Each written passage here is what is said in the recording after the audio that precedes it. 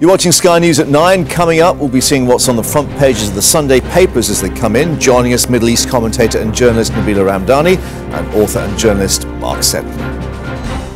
Good evening again. You're watching Sky News at 9, and it's time for the press preview coming up with a first look at what's in the Sunday papers, of course, as they arrive in the next half hour. All the headlines coming up with Middle East commentator and journalist Nabila Ramdani and author and journalist Mark Seddon. And thanks to them for fighting through the snow to get to us tonight. First, more on tonight's top story with Russia and China vetoing a UN resolution calling for Syria's President Assad to step down. Foreign Secretary William Hague says that decision will only encourage President Assad's brutal regime to increase the killing. Syrian opposition groups say that hundreds of civilians were killed overnight when government forces shelled the city of Homs. The United States is disgusted that a couple members of this council continue to prevent us from fulfilling our sole purpose here, addressing an ever-deepening crisis in Syria and a growing threat to regional peace and security. Well, joining us now from the US is John Bolton, former US ambassador to the United Nations. Thank you very much indeed for joining us, Mr. Bolton. What are the Russians and Chinese playing at? Certainly Russia saying that they thought this was unbalanced. The West was seeking regime change. Well, they're pursuing their national interest. I know that's a shock to some people, but it happens in the United Nations all the time. You know, the Russians had foreshadowed this veto for days beforehand, and it's a real humiliation for Britain, France, and the United States. You know, they sent their foreign ministers to New York a few days ago to tee this resolution up. The Western powers made dramatic reductions in the text of the resolution. They took out sanctions. They took out a prohibition about selling arms to the Syrian government. They watered down the call for the Assad regime to go, and they still got a Russian and a Chinese veto. I think that shows just exactly what the UN Security Council is capable of. Yeah, Lavrov on his return to Moscow saying that the amendments he'd asked for not excessive, indicating perhaps that consensus on the resolution is still possible. I mean, is that realistic? Sure, they could pass a resolution. It'll be complete pablum. And I think the reason Ambassador Rice was so frustrated is this is not just about failure in Syria, although it is and it's serious. It's about the failure of an ideology, the chimera that the Security Council can actually do important things in protecting international peace and security. Well, we've got France talking of a contact group of friends of Syria. Nicolas Sarkozy outlining that tonight. Of course, he's got an election to think of this year. But, I mean, that's not exactly going to get Assad quaking in his boots, is it? Right. You know, former American Secretary of State Alexander Haig, talking about Cuba, once said, if you want to deal with Cuba, you've got to go to the source. And by the source, he meant Moscow. If you want to deal with the situation in Syria, you need to go to the source there too, and the source is Tehran. The difference between Syria and every other country part of the Arab Spring is the malign presence of Syria, determined to shed a lot of Syrian blood to keep Assad in power. So if you want to do something about this horrific killing of civilians in Syria, this civil war, you can't do it without dealing with Tehran. And I don't think Washington, and I'm not sure London or Paris, are really prepared to do that. However, they may have to do something if, as we read in the Washington Post, Israel's prepared to take some kind of unilateral action against Tehran. Against the nuclear weapons program. I think what Britain, France, and the United States should do is support Israel if it strikes the Iranian nuclear weapons program. The main threat to peace and security in the Middle East is not Israel building apartments in East Jerusalem. It is Iran pursuing nuclear weapons, the largest financial sponsor of terrorism in the world. That's where the problem is. John Bolton in Washington, thanks very much indeed for joining us, bringing us your reaction to events in the UN. Thank you.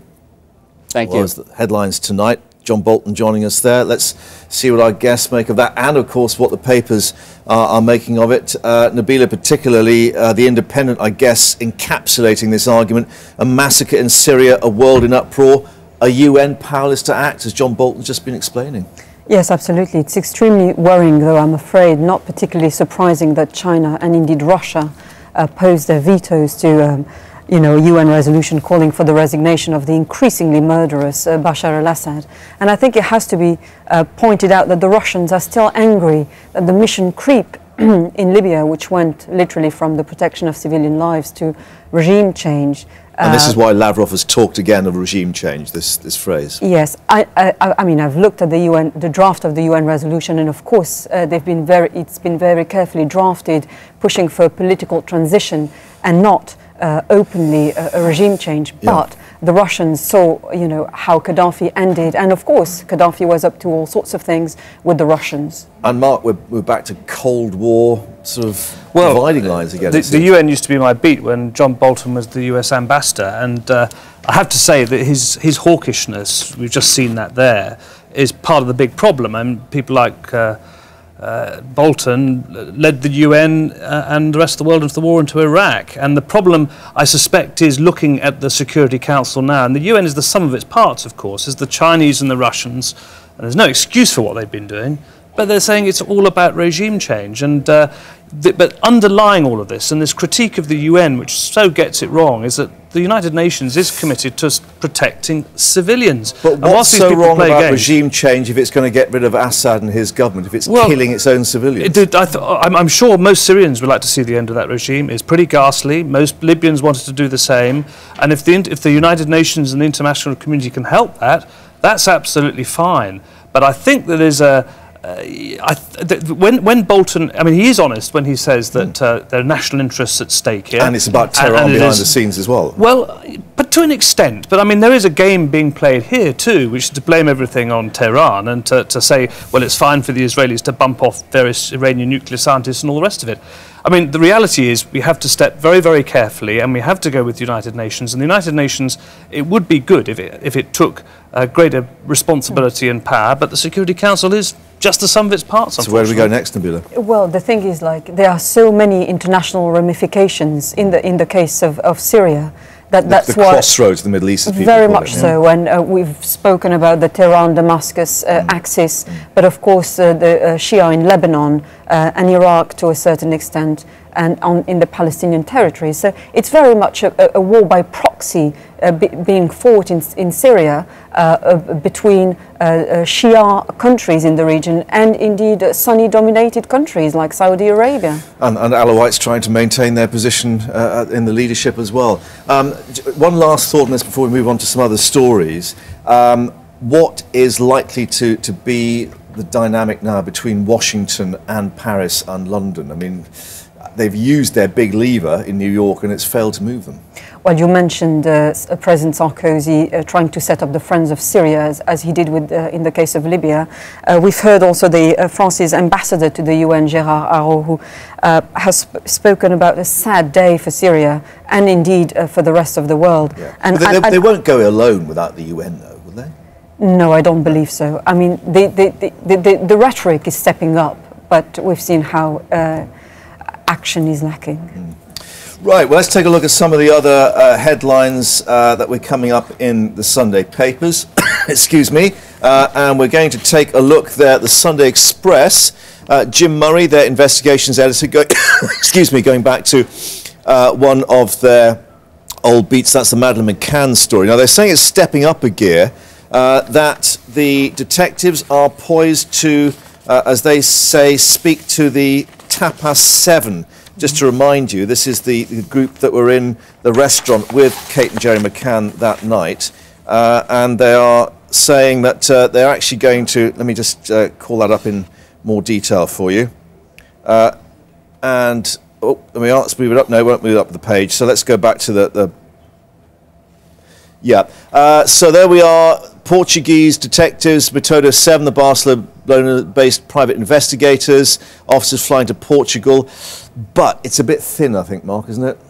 It does look a bit thin. I mean, this story, of course, I mean, what we've learned this week is the enormous cost that is to the taxpayer, not only and to the police in investigating it, but the terrible cost to the family as well, as this goes on and on and on. And you have to wonder about this particular story as well, why it's become such an obsession. with one or two papers. It's especially when we see what else is going on in the world. It's, but is it back to the fact of like their Diana fixation that you put Madeleine McCann or Princess Diana of Wales in the front and you sell a few more newspapers? Right, okay, let's take a look at the big story here in the UK at least. Snow go Heathrow. Now we've had Simon Newton, bless him, outside Heathrow. I don't know if we've still got our cameras showing what the position is like, but the story seems to be Gatwick. In fact, let me just tell you what Gatwick have issued in the last few minutes. They are saying, despite the snow, Gatwick remains open for business. 270 scheduled departing flights now taken off, leaving only a handful of flights to be handled before midnight. And we'll be focusing on staying open in the early hours into the morning. Not so Heathrow. Isn't it down to, it's not down to the type of snow, it's down to the machines. Because I think, I did read that last year Gatwick did invest some money in snow clearing machines. 8 million, they say they've spent. I think they've got some horses and carts down at Heathrow, clearly. Well, yeah, they need to get with it. 47 vehicles last year at Gatwick. They've now got 95, double the size of their snow clearing equipment, to put our capability on a par with Scandinavian airports. Why hasn't Heathrow done that? It's interesting how Britain, seems to turn into this third world country the moment it's faced with, severe weather conditions like heavy snow. Yeah, now they're saying the Spanish-owned operated BAA announced yesterday 30% of today's flights, i.e. Sundays, would not take off to minimise disruption to passengers. Now, I guess that could be an idea that you don't overload the airport and make sure you have got some flexibility to get flights in and out. Could be, but I mean, as I think we're all agreed, if you go anywhere else and there's a bit of bad weather, planes tend to take off. I mean, when I used to live in New York, there was never any problems. But could it be then that it's panic? Corporal Jones. People, do you remember Dad's Army? Well, Corporal Jones would say, "Don't panic." It's something we do quite well in Britain, isn't it? We've just come in through the snowy waste, haven't we? And we managed it, So, yeah, but will you get home again? Well, will you be stuck here reviewing the papers of the whole night? But I mean, shelves cleared, petrol pumps dry, big chill makes shoppers stockpile. Yes. I mean, for goodness sake. I mean, you have very picturesque scenes, and it's very beautiful to have snow in the winter. But it comes with complaints about services being curtailed and all sorts of practical difficulties, which are annoying. Yeah, but our hardy paper reviewers have made it through the snow wave, and we welcome you for that. So, thank you very much indeed. More coming up with our guests in a moment, and all.